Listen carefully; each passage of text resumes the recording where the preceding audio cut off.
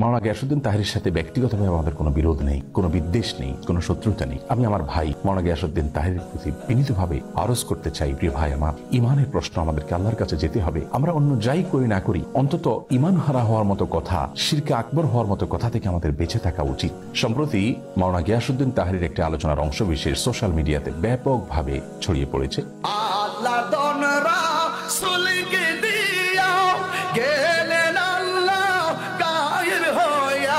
গানে গানে এখানে তিনি যে কথাগুলো বলেছেন, এই কথাগুলো যদি একজন ইমানদার মানুষ বলেন, বিশ্বাস করেন, তাহলে তিনি সঙ্গে সঙ্গে বেঈমান হয়ে যাবেন, সঙ্গে সঙ্গে তিনি ইসলাম থেকে খারিজ হয়ে যাবেন।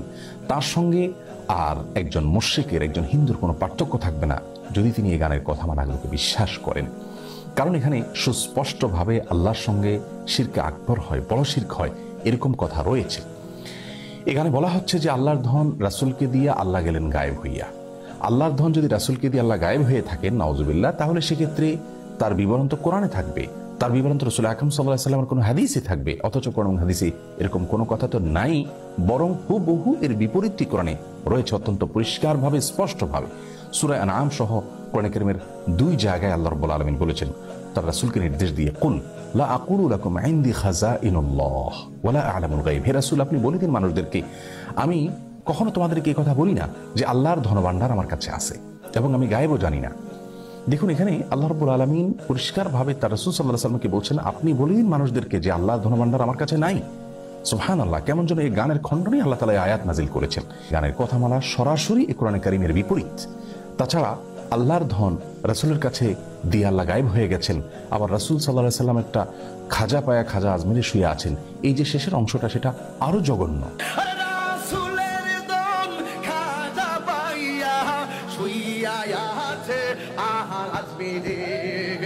আল্লাহ রাব্বুল আলামিনের ধর্মভাণ্ডার যেখানে রাসূল আকরাম সাল্লাল্লাহু আলাইহি ওয়াসাল্লামের কাছেই নাই, সেখানে খাজার কাছে কোত্থেকে আসবে? আবার খাজার তোর দরবারেতে কেউ ফিরে না খালি হাতে। এই যে কথা বলা হচ্ছে, খাজার দরবার থেকে কেউ খালি হাতে ফিরবে না। খাজা কি কাউকে দেওয়ার কোনো ক্ষমতা আছে? পৃথিবীর কোনো কবর, সেটা যত বড় নেককার মানুষের হোক না কেন, যত বড় ভালো মানুষের হোক না কেন, তার কবর থেকে, তার কবর জিয়ারত করে সেখান থেকে মানুষের কোনো কিছু পাওয়ার কোনো সুযোগ আছে? কোরআন হাদিস বলে, ইসলাম বলে, সেখান থেকে মানুষের পাওয়ার কিচ্ছু নেই। রাসূল আকরাম সাল্লাল্লাহু আলাইহি ওয়াসাল্লাম তার এক সাহাবীকে বলেছেন, ওয়া ইযা সাআলতা ফাসআলিল্লাহ ওয়া ইযা ইসতাআনতা ফাসতাইন বিল্লাহ। কিছু চাইতে হলে আল্লাহর কাছে চাইবে, কোনো সাহায্য চাইতে হলে আল্লাহর কাছে চাইবে। কোনো কবর, কোনো মাজার, এখানে গিয়ে কোনো কিছু চাওয়া যাবে না। প্রতিদিন আমরা সালাতের প্রত্যেক রাকাতে সূরা ফাতিহা তেলাওয়াত করে থাকি, সেখানে আল্লাহ আমাদের শিক্ষা দিয়েছেন বলার জন্য, ইয়াকা না'বুদু ওয়া ইয়াকা নাস্তাইন। হে আল্লাহ, আমরা আপনারই শুধু ইবাদত করি এবং আপনার কাছেই শুধু সাহায্য চাই। তার মানে সাহায্য আল্লাহ ছাড়া কারোর কাছে চাওয়া যাবে না। সেখানে খাজার দরবার থেকে কেউ খালি হাতে ফিরে না, সেখানে যে চাওয়ার জন্য আমাদেরকে নির্দেশ দেওয়া হচ্ছে, নির্দেশনা দেওয়া হচ্ছে। গানের এই কথামালা, এগুলো গিয়াসউদ্দিন তাহেরী সাহেব আবৃত্তি করেছেন। সেখানে আল্লাহ রাব্বুল আলামিনকে একরকম নিষ্ক্রিয় প্রমাণ করা হলো যে আল্লাহ গায়েব হয়ে গেছেন রাসূলের কাছে দায়িত্ব দিয়ে, তার কাছে ধনভাণ্ডার দিয়ে। অথচ আমরা জানি আয়াতুল কুরসিতে আল্লাহ রাব্বুল আলামিন বলেছেন যে আল্লাহু লা ইলাহা ইল্লাহুল হাইয়ুল কাইয়্যুম লা তাখুযুহু সিনাতুন ওয়া লা নাওম। আল্লাহ তাআলা চিরঞ্জীব, আল্লাহ তাআলা চিরঞ্জীব এবং তার কখনো তন্দ্রা আসে না।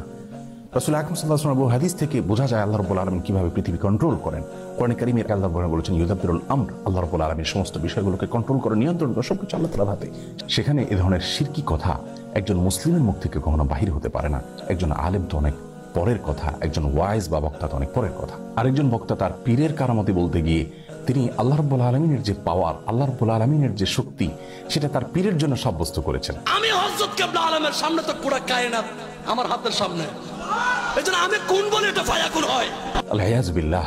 একজন মানুষের ঈমান হারা হওয়ার জন্য, কাফির হওয়ার জন্য একথা যথেষ্ট। একথা যথেষ্ট একজন মানুষ বেঈমান হয়ে যাওয়ার জন্য। আল্লাহ রাব্বুল আলামিনের ক্ষমতা হলো তিনি কোন বললে হয়ে যায়, এটা আল্লাহ রাব্বুল আলামিনের পাওয়ার। কোরআন কারীমের 8 জায়গায় আল্লাহ রাব্বুল আলামিন এই কথা বলেছেন বিভিন্নভাবে। সূরা ইয়াসিন আল্লাহ রাব্বুল আলামিন বলেছেন, ইন্নামা আমরুহু ইযা আরাদা শাইআন আন ইয়াকুলা লাহু কুন ফায়াকুন। আল্লাহ রাব্বুল আলামিন কোনো কিছু চাইলে কোন বলেন, এরপর জিনিস অটোমেটিক হয়ে যায়। সূরা বাকারা 117 নম্বর আয়াতে আল্লাহ বলেছেন, বাদিউস সামাওয়াতি ওয়াল আরদ ওয়া ইযা কাদা আমরান ফাইন্নামা ইয়াকুলু লাহু কুন ফায়াকুন। আল্লাহ রাব্বুল আলামিন আসমান এবং জমিনের নবমণ্ডল এবং ভূমণ্ডলের সৃষ্টিকর্তা। তিনি কোনো কিছু ফায়সালা করলে, কোনো কিছু সৃষ্টি করতে চাইলে তিনি কোন বলেন, এরপরে সেটা হয়ে যায়। এরকম 8 জায়গায় আল্লাহ রাব্বুল আলামিন বলেছেন একই কথা। এটা আল্লাহ রাব্বুল আলামিনের শানে শুধুমাত্র খাটে। আল্লাহর কোনো নেককার বান্দা, আল্লাহর কোনো প্রিয় মানুষ বা পৃথিবীর কারোর যদি এরকম কোনো পাওয়ার তার জন্য সাব্যস্ত করা হয় যে তিনিও কোন বললে হয়ে যায়, তাহলে থাকতো আল্লাহর সমকক্ষ সাব্যস্ত করা হলো। অথচ আমরা কোরআন কারীমের আয়াত স্পষ্টভাবে জানি যে লাইসা কামিথলিহি শাই, আল্লাহর অনুরূপ, আল্লাহর সমকক্ষ আর কেউ নেই। আমরা সূরা ইখলাস, সূরা কুল হুয়াল্লাহর মধ্যে পড়ে থাকি ওয়ালাম ইয়াকুল্লাহু কুফুয়ান আহাদ, আল্লাহ সমকক্ষ আর কেউ হতে পারে না।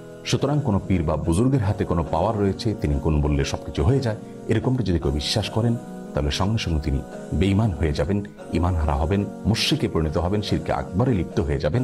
আর শিরকে আকবরে লিপ্ত হওয়ার পর কেউ যদি তওবা ছাড়া মৃত্যুবরণ করেন, আল্লাহ রাব্বুল আলামিন তার সেই গুনাহ কখনো মাফ করবেন না, এবং শিরকে আকবরে লিপ্ত হওয়ার কারণে তার পেছনের সমস্ত নেক আমল বরবাদ হয়ে যায়। আল্লাহ রাব্বুল আলামিন কোরআনে কারীমে তার রাসূল সাল্লাল্লাহু আলাইহি ওয়াসাল্লামকে বলেছেন, লাইন আশরাকতা লা ইয়াহবাতান্না আমালুক, যদি আপনি শিরকে লিপ্ত হন আপনার সমস্ত আমল বরবাদ হয়ে যাবে। প্রিয় দর্শক, মাওলানা গিয়াসউদ্দিন তাহেরীর সাথে ব্যক্তিগতভাবে আমাদের কোনো বিরোধ নেই, কোনো বিদ্বেষ নেই, কোনো শত্রুতা নেই। আমরা কোনো আলেমের নাম ধরে সমালোচনা করার সম্পূর্ণ বিরোধী। আমরা কখনো কোনো আলেমের নাম ধরে সাধারণত সমালোচনা করি না। বিশেষ করে কোনো আলেম যদি এমন কোনো মত পোষণ করেন যে মতের সাথে আমি একমত নই, কিন্তু তার মতের সপক্ষে কোরআন হাদিসের কোনো দলিল তিনি এমনভাবে পেশ করেন যে কোরআন হাদিসের আলোকে তিনি সে মতটি পোষণ করেছেন, এটি তার একটা বুঝ, তার একটি গবেষণা, এমনটি হতে পারে, তাহলে সেক্ষেত্রে তার বিরুদ্ধে বিশুদ্ধার করাকে আমরা সঠিক কাজ মনে করি না। কিন্তু গানে গানে এখানে মাওলানা গিয়াসউদ্দিন তাহেরী সাহেব যে কথাগুলো বললেন, সেগুলো শুধু তার ঈমান হারা হওয়ার জন্য যথেষ্ট নয়। তার এই কথাগুলোকে যারা সায় দিবেন, এগুলোকে যদি কেউ বিশ্বাস করেন, তাহলে সেক্ষেত্রে তারাও ঈমানদার হারা হবেন। এই যে শত শত হাজার হাজার লক্ষ লক্ষ মানুষ তার দ্বারা বিভ্রান্ত হওয়ার সম্ভাবনা রয়েছে, এবং এটা ঈমানের প্রশ্ন। এই জায়গায় আমরা আর চুপ থাকতে পারছি না, এখানে আমাদেরকে কথা বলতেই হচ্ছে। আমি আমার ভাই মাওলানা গিয়াসউদ্দিন তাহেরীর প্রতি বিনীতভাবে আরজ করতে চাই, প্রিয় ভাই আমার, ঈমানের প্রশ্ন আমাদেরকে আল্লাহর কাছে যেতে হবে। আমরা অন্য যাই করি না করি, অন্তত ঈমান হারা হওয়ার মতো কথা, শিরকে আকবর হওয়ার মতো কথা থেকে আমাদের বেঁচে থাকা উচিত। আল্লাহ রাব্বুল আলামিনের ভয়ে অন্তত আপনি তওবা করুন এবং আল্লাহর কাছে ফিরে আসুন, এবং আপনার এই কথাকে আপনি প্রত্যাহার করুন। এতে আপনি আল্লাহর কাছে সম্মানিত হবেন, মানুষের কাছেও সম্মানিত হবেন ইনশাআল্লাহ বিইذনিল্লাহ। আল্লাহ তাআলা আমাদের সকলকে শুদ্ধ এবং সুন্দরের পথে থাকার তৌফিক দান করুন, ঈমান হারা হওয়ার মতো কথা এবং বিশ্বাস থেকে বেঁচে থাকার তৌফিক নসিব করুন।